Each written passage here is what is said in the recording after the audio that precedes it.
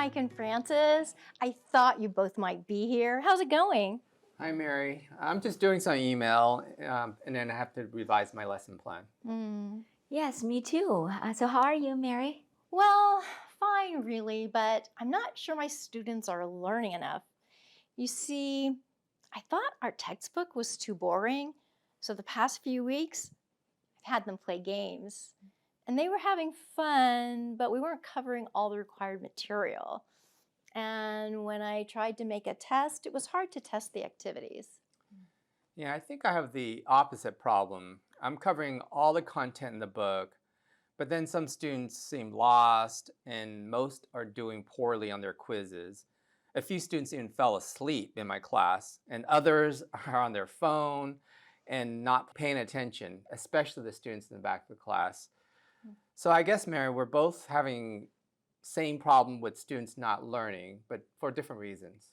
Yeah, my class is fun, but the students aren't learning all the material they're supposed to be learning. And in your class, the students are learning, but maybe you're losing some of them. You know what?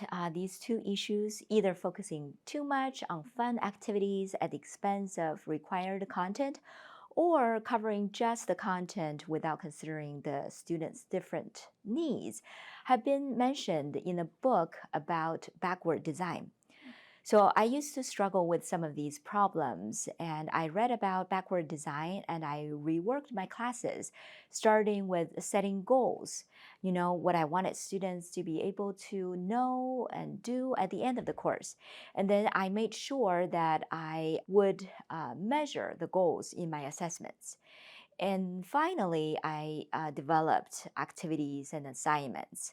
So you see, it's backwards because you start with where you want to end up and work toward the start.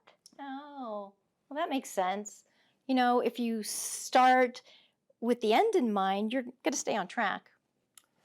I guess I need to worry less about covering all the material and more about making sure students are learning, considering who they are and what they need in order for them to achieve their learning outcomes.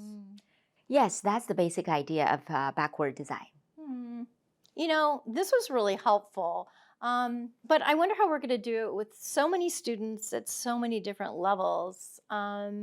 Why don't we meet weekly to discuss the challenges of teaching English in large classes?